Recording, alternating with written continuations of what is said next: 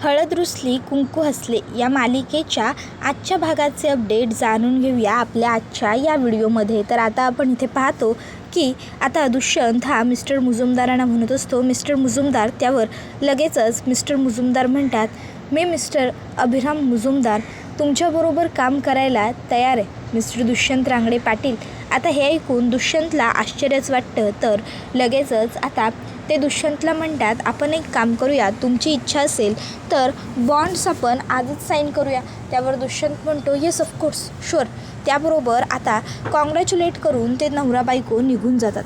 त्याबरोबर आता लगेचच दुष्यंत हा कृष्णाला म्हणायला लागतो, तुला कोणी सांगितलेलं नको तो आगाऊपणा करायला इथे येऊन, ही फुलं पकड आणि चल लवकर जाऊन गाडीत बस, चल लवकर चल। त्याबरोबर कृष्णा दुष्यंतला म्हणते, दुष्यंत सरकार फटफटी। त्याबरोबर मग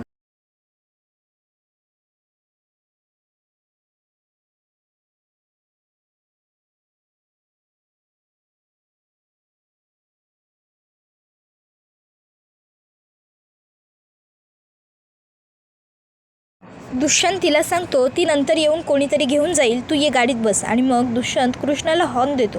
मग कृष्णा येते आणि गाडीत येऊन बसल्याबरोबर दुष्यंत सीट बेल्ट लावतो। मग कृष्णासुद्धा दुष्यंतकडे बघत सीट बेल्ट लावते।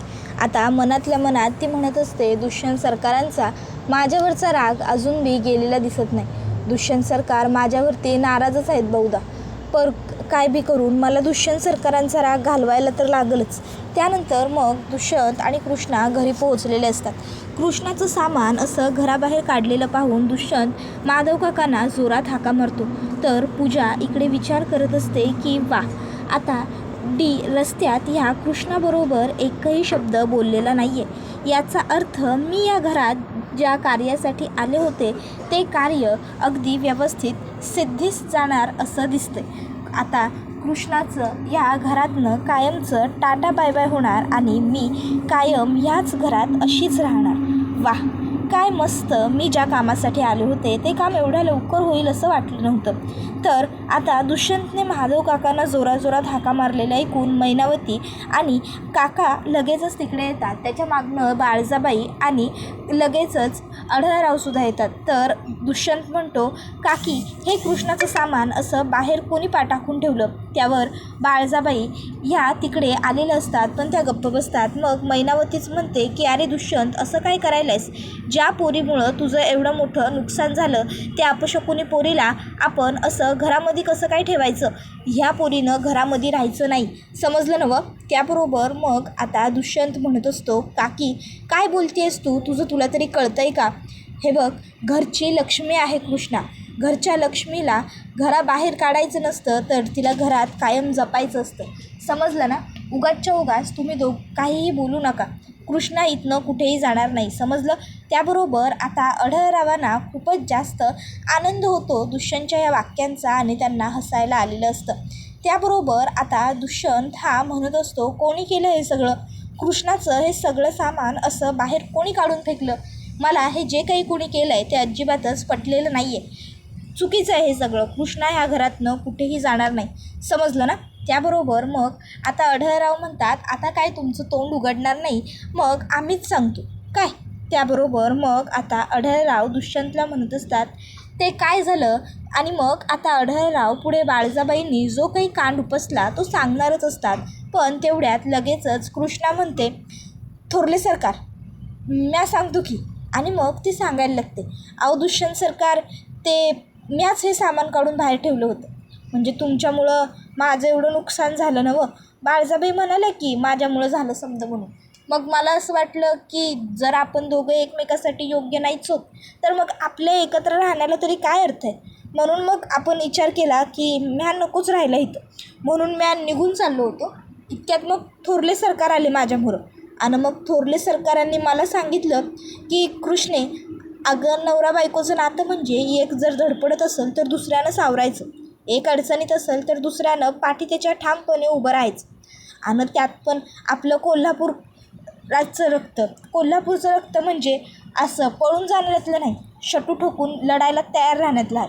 म्हणून मग म्या तिकडं आलो आणि मग म्या त्या लोकांशी बोललो। थोरले सरकारांमुळं हे समजा खरं तर चांगलं झालं।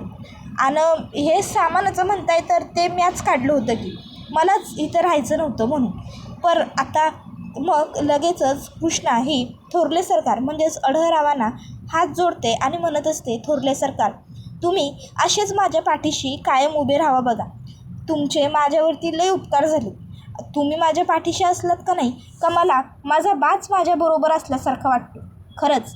त्याबरोबर अढळराव म्हणतात, बा असल्यासारखा वाटतो म्हणजे ना तुझा बाच आहे. लक्षात ठेवायचं पोरी. तुझा संसार सुखाचा करण्यासाठी ह्यो अढळराव काहीही करू शकतो आणि म्या तुझ्या पाठीशी कायम ह्यो असाच ठामपणे खंबीरपणे उभा राहणार. समजलं ना हो तुला? मग तुझा संसार खराब करण्यासाठी कुठेही जाणार अगदी काही बी करायला तयार झालं का नाही तरी तुझ्या संसाराची वाटाघात कधी बी होऊ देणार नाही. म्या कायम हात तुझ्या पाठीशी उभा बाळजाबाईंच्या त्याबरोबर घरात दुष्यंत आणि कृष्णा आता बाळजाबाईंना सगळं सामान बघून खूपच जास्त राग येत आता लगेचच पण दुष्यंत बोलत असतो आणि त्यामुळे दुष्यंत समोर गप्प राहण्यावर बाळजाबाईंच्याकडे कोणताही पर्याय नसतो पकडलेला आणि त्यामुळे त्यात गप्प बसलेले असतात. तर त्यांच्याकडे आता त्यांच्या समोर पर्याय मोठ्या भीमाखात तर हे कृष्णाला हाताला धरून तिकडनं आतमध्ये घेऊन जातो. बाळजाबाईंकडे अढळरावांना राग येत असतो या सर्व गोष्टींचा खूपच जास्त आनंद झालेला असतो. तर बाळजाबाईंना मात्र या सर्व गोष्टींचा अगदी खूपच जास्त राग आलेला असतो. त्यानंतर मग दुष्यंत हा कृष्णाला आतमध्ये घेऊन येतो आणि मग आता तो कृष्णाच्या हातातली ती पिशवी घेतो आणि आता दुष्यंतच आता ते सगळं नेऊन आतमध्ये खोलीत व्यवस्थित ठेवून देतो. तर तोपर्यंत आता कृष्णा ही येते आणि तिथे असलेला दुष्यंत आता कृष्णाला म्हणत असतो, आता बेडवरती कृष्णा त्याबरोबर मनात दुष्यंत सरकारचे त्यावर दुष्यंत म्हणतो, कृष्णा थांब, माझं बोलून पूर्ण होऊ दे आणि मग त्यानंतर तू बोल. त्यावर कृष्णा लगेचच गप्प राहते. तर दुष्यंत हा बोलायची सुरुवात करतो, कृष्णा हे बघ, आज जे काही झालं ते सगळं त्यावर कृष्णा म्हणते, माझ्यामुळं झालं ना. त्यावर दुष्यंत म्हणतो, कृष्णा जे काही झालं त्यामध्ये तुझीसुद्धा काहीही चूक नव्हती. मी त्याच्यामध्ये साडीच ठेवली होती, त्याच्यात हे कसं आलं काय मला माहीत नव्हतं. हे बघ, पण आता तुला रडण्याची काहीच गरज नाही आहे, रडू नकोस. आणि मग दुष्यंत कृष्णाचे डोळे पुसतो एवढं आणि मग कृष्णा म्हणते, पण तरी पण हे सगळं जे घडलं ते चुकीचं घडलं आणि या सगळ्याला दोषीदार मीच आहे ना, माझ्यामुळंच झालं ना हे सगळं. त्यावर दुष्यंत कृष्णाला म्हणतो, नाही गं कृष्णा, या सगळ्यात तुझी काही चूक नाही आहे. पण मला एक गोष्ट कळली नाही, ती म्हणजे मी दुकानातनं कपडे आणून ठेवले तेव्हा त्याच्यामध्ये साडीच होती, पण मग आज घरात कोणी बाहेरचं सुद्धा आलेलं नाही तरीसुद्धा हे असं चुकीचं काहीतरी कसं घडलं, कोणी केलं म्हणजे घरातच. तर कृष्णा, आपल्या घरात तुला कोणावरती संशय शंका आहे का? तुला असं वाटतंय का की हे सगळं आपल्याच घरात कोणीतरी केलं असेल? त्याबरोबर मग कृष्णा गप्प बसते. त्यावर दुष्यंत म्हणत असतो, कृष्णा हे बघ, जर तुला शंका असेल तर तू मला सांग, काय वाटतं तुला, हे आपल्याच घरातलं कोणाचं काम आहे का?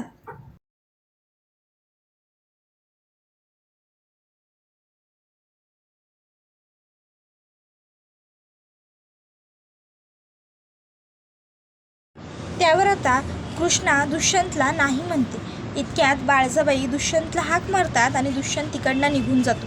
तर इकडे आता कृष्णा म्हणत असते, दुष्यंत सरकार, हे सगळं कुणी केलं आहे आणि का केलं आहे? समद, अगदी समद मला व्यवस्थित ठाव आहे.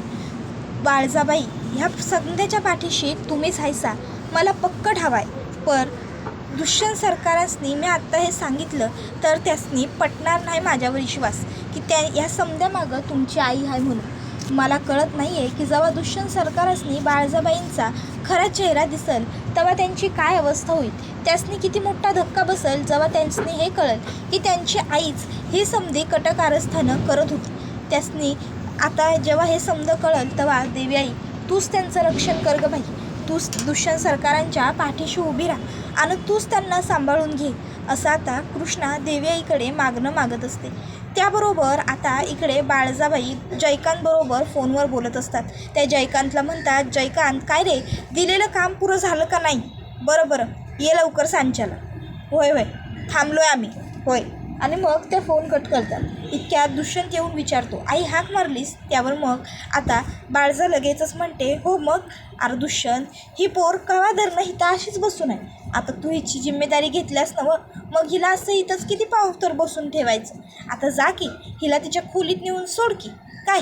त्याबरोबर लगेचच आता दुष्यंत म्हणतो, हो आई मी सोडतो आणि काळजी करू नको, आता ती व्यवस्थित आहे, बरी आहे. आणि मग दुष्यंत हा लगेचच पूजाजवळ येतो. कृष्णा ही लांबूनच हे सगळं बघत असते. तर आता पूजा ही दुष्यंतच्या समोर खूपच विसरल्याचं नाटक करू लागते. पूजा दुष्यंत म्हणाल्याबरोबर उठ बोलल्याबरोबर लगेच उठते आणि आता त्याच्या मागोमाग त्याच्याबरोबर चालू लागते त्याचा हात पकडून. आता दुष्यंत आणि पूजा तिकडनं गेल्यावर मग कृष्णा बाळजाबाईंच्या समोर येते आणि बाळजाबाईंना म्हणत असते, बाळजाबाई अहो दुष्यंत सरकारांनी ठरवलं आहे का साडीच्या अदलाबदल कुणी केली ते हुडकून काढायचं म्हणून. त्यामुळं आता ते त्या साडीची अदलाबदली करणाऱ्याला काही सोडायचे नाही. त्याबरोबर लगेचच आढळराव म्हणतात, म्हणजे दुष्यंत साडीची अदलाबदली केलेली कुणी ते शोधून काढणार. याचा अर्थ बाळजाबाईनं चांगुलपणाचा मुखवटा बांधलेला आहे तो टराटरा फाडला जाणार आणि बाळजाबाईचा खोटारडेपणा दुष्यंतच्या समोर येणार आणि दुष्यंतचे डोळे उघडले जाणार. वा वा वा, चांगलं घडणार, चांगलं घडणार, समज चांगलं घडणार. आता आढळराव असं दाखवत असतात की जेणेकरून ते त्या मोबाईलवरतीच हे सगळं वाचत आहेत. त्यानंतर आता लगेचच इकडे बाळजा मनातल्या मनात म्हणत असते, हल्ली हे या कृष्णीच्या बाजूनं जरा जास्तच ठामपणे बोलायला लागलेले आहेत. नाही, याचा अर्थ ह्या पूजाची आणि माझी जशी एकी झालेली आहे तशीच ह्या आढळरावांची आणि या कृष्णीची पण एकी झालेली दिसते. बापरे बाळजा, आता यापुढचं प्रत्येक पाऊल तुला लई जादा जपून आणि फुकून टाकावं लागणार आहे. आता तू अशीच हार मानून गप्प बसून चालणार नाही. तुला प्रत्येक गोष्ट सांभाळून आणि काळजीपूर्वक व्यवस्थितच करावी लागणार आहे. त्याबरोबर मग बाळजा उठून उभी राहते आणि कृष्णाला म्हणू लागते, कृष्णा अगं ही बाळजा कधीच हार मानत नाही म्हणजे हिला कधी कोणाच्या वागण्याचा फरक पडतच नाही. त्याबरोबर आता पुढे बाळजा म्हणत असते, बाळजा कधीच कुठल्या गोष्टीत आजपावतर अडकली नाही आणि यापुढं बी अडकणार नाही, समजलं ना. त्यामुळं ह्या बाळजामुळं येऊन काही बी बोलायचं नाही कुणी बी. त्याबरोबर आता बाळजाबाई हा जो काही ठाम विश्वास दाखवत असतात त्याबरोबर कृष्णा पुढे येते आणि म्हणत असते, बाळजाबाई तुम्ही कधी यामध्ये अडकला नाहीत हे बोलू नका, पण कधी अडकाल हे कळणार बी नाही. कारण काय आहे ना, खोटारडेपणा हा कधी ना कधी तर समोर येतोच, मग तो किती बी झाकून ठेवला तरी बी. त्याबरोबर आता बाळजाबाई ह्या कृष्णाला म्हणत असतात, ह्या आढळरावांसारखा नाग एवढे दिवस मी या घरामध्ये सांभाळत होते, आता त्यात आणखी एकाची भर पडली त्यानं मला काही बी फरक पडणार नाही.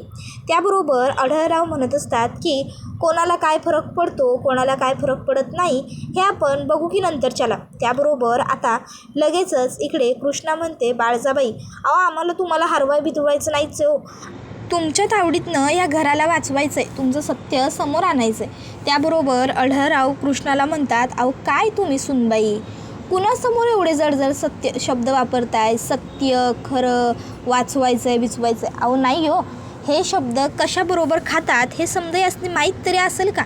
एका बाजूला अशी माणसं असतात जी आपल्या फायद्यासाठी आपल्या जवळच्या माणसांनासुद्धा धोक्यात ढकलू शकतात आणि एका बाजूला ही आपल्यासारखी माणसं असतात जी दुसऱ्याला म्हणजेच शत्रूलासुद्धा त्याला सावध करून मग हल्ला करतात काय.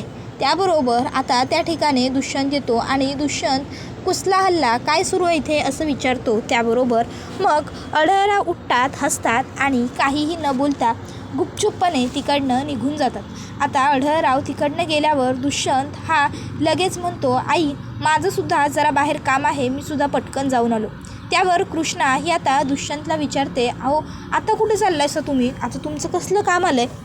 त्याबरोबर मग दुष्यंत हा कृष्णाला सांगत असतो, काही नाही जरा त्या साडीच्या दुकानात जाऊन येतो, जरा त्या दुकानदाराला चांगला खडसावतो, त्याला साडी दे सांगितलं होतं, त्याने हे काय दिलं होतं मला जरा बघायला पाहिजे ना, त्याच्यामुळे आपल्या घरामध्ये एवढा मोठा गोंधळ झाला, कलेश झाला, मग ते बघायला नको का कसं काय घडलं ते सगळं. आई मी ठरवलेलं आहे या सगळ्या प्रकरणाच्या मुळापर्यंत जाण्याचं, मी आलोच. आणि मग आता दुष्यंत हा तिकडनं जाणार असतो इतक्यात त्या ठिकाणी एक पोरगा येतो आणि तो आता सांगायला लागतो, ओ दुष्यंत सरकार अहो ही बघा ही तुमची साडी नाही. म्हणजे तुम्ही जेव्हा ही साडी घेतलीत का नाही तेव्हा चुकून आमच्या बिलिंग काउंटरवर जरा गडबड झाली आणि चुकून तुमच्याबरोबर दुसरी थैली गेली. ही घ्या, ही तुमची साडीची थैली. त्याबरोबर दुष्यंत म्हणत असतो, अरे मूर्खा, तुम्हाला कळतं का रे, तुमच्यामुळे इथं किती मोठा गोंधळ झाला आहे तो माझ्या घरामध्ये. आणि कामं करताना तुम्ही काय झोपा काढता का? ह्या एवढ्या मोठ्या चुका अशा तुमच्याकडनं होतातच कशा? कळत नाही का रे तुम्हाला? त्याबरोबर आता कृष्णा म्हणते, अहो दुष्यंत सरकार जाऊ दे की, चुकून झालं असेल त्याच्याकडनं, माणूस आहे म्हणल्यावर चूक तर होईलच की. त्याबरोबर मग दुष्यंत म्हणतो, अगं पण याच्या ह्या एका चुकीमुळे तुला कृष्णा किती ऐकून घ्यावं लागलं, तुला किती सहन करावं लागलं. या मूर्खपणाला काही लिमिट्सच उरलेले नाही आहे त्या लोकांच्या. अरे एक बावळटा. त्याबरोबर आता तो माणूस घाबरतो आणि तो मुलगा म्हणायला लागतो, सॉरी दुष्यंत सरकार, अहो खरंच चूक झाली बघा आमची, पुण्यांदा ही असली चूक आमच्याकडनं नाही व्हायची. बरोबर बोलायलो मी. त्याबरोबर दुष्यंत म्हणत असतो, पुन्हा अशी चूक होईलच काय तुमच्याकडनं, मग बघ मी काय करतो ते. त्याबरोबर आता लगेचच इकडे कृष्णा त्याला म्हणते, तुम्ही जावा दादा, ठीक आहे. त्याबरोबर दुष्यंत त्याच्या हातातली पिशवी खेचतो आणि तो माणूस तिकडनं जातो. मग कृष्णा दुष्यंतला म्हणते, अहो दुष्यंत सरकार, केव्हा तरी ह्या अशा छोट्या मोठ्या गोष्टी सोडून द्यायच्या असतात. त्यावर दुष्यंत कृष्णाला म्हणत असतो, कृष्णा मला ना खरंच तुझं कधी कधी कळत नाही तू कशी आहेस ते. त्यावर कृष्णा म्हणते, तुम्ही फार विचार करू नकासा, समजा व्यवस्थित होईल. त्याबरोबर आता बाळजाबाई ह्या तिकडनं दुष्यंत गेल्यावर कृष्णाला म्हणत असतात, कृष्णे बाळजा नाव आहे माझं, बाळजा. ही बाळजा कवाबी कुठला बी पुरावा मागं सोडत नाही, लक्षात ठेवायचं. त्यानंतर कृष्णा आता म्हणायला लागते, बाळजाबाई अहो तुम्ही किती बी पुरावा मागं नाही नवं सोडला तरी बी जे सत्य असतं ते फार काळ लपून राहत नाही आणि शेवटी सत्य हे पुढे येतंच. त्यामुळे तुम्ही कितीही आणि काहीही करा पण त्याचा काहीच उपयोग होणार नाही आहे. शेवटी जे खरं आहे ते सगळ्यांना समजणार. समजलं ना? मला तर दुष्यंत सरकारांचीच राहून राहून सतत काळजी वाटते. जेव्हा दुष्यंत सरकारांसमोर बाळजाबाईंचा खरा चेहरा येईल तेव्हा दुष्यंत सरकारांची अवस्था काय होईल, त्यासनी किती त्रास होईल. पर आता काय बी पर्याय नाही आहे. बाळजाबाई तुमचा यो खोटारडेपणा आणि खोटारडेपणाचा मुखवटा लवकरच लवकर फाडला जाणार आणि दुष्यंत सरकारांसमोर तुमचा खरा चेहरा येणार असं कृष्णा मनात म्हणत असते. त्यानंतर कृष्णा दुष्यंताने ती बोलत असताना पटकन बोलून जाते, बाळजाबाईंच्या मनात काय आहे हे मला एक कळत नाही आहे. त्यावर दुष्यंत म्हणतो, काय आईच्या मनात काय सुरू आहे तुला काय कळत नाही आहे, काय झालं आहे? त्याबरोबर मग मात्र कृष्णा गप्प राहते. त्याबरोबर आता नंतर कृष्णा आणि दुष्यंत खोलीत येतात तर पूजा रूममध्ये नसते. आता पूजा रूममध्ये नसते, ती बाळजाबाईंच्या रूममध्ये असते आणि बाळजाबाई ह्या तिला पुढचा त्यांचा प्लॅन सांगत असतात. बाळजाबाई तिला म्हणत असतात, पूजे आपल्याला आता असं काहीतरी करावं लागेल की नाही की ज्यानं साप पण मरून जाईल आणि काठी पण नाही तुटणार, कळलं का तुला? तर आता पूजाला शोधत शोधत दुष्यंत आणि कृष्णा बाळजाबाईंच्या रूममध्ये येतात. आता पूजा घाबरते, बाळजाबाईसुद्धा जरा घाबरतात आणि हा व्हिडिओ इथेच संपतो. व्हिडिओ आवडला असेल तर व्हिडिओला लाईक करा, चॅनलवर नवीन असाल तर चॅनलला सबस्क्राईब करा आणि बेल आयकॉन आठवणीने प्रेस करा, जेणेकरून तुम्हाला पुढच्या प्रत्येक व्हिडिओचं नोटिफिकेशन मिळत जाईल आणि सर्व व्हिडिओंचा आनंद हा अगदी उत्तम पद्धतीने घेता येईल. चला तर मग मित्रांनो, आजच्या पुरतं इथेच थांबूया.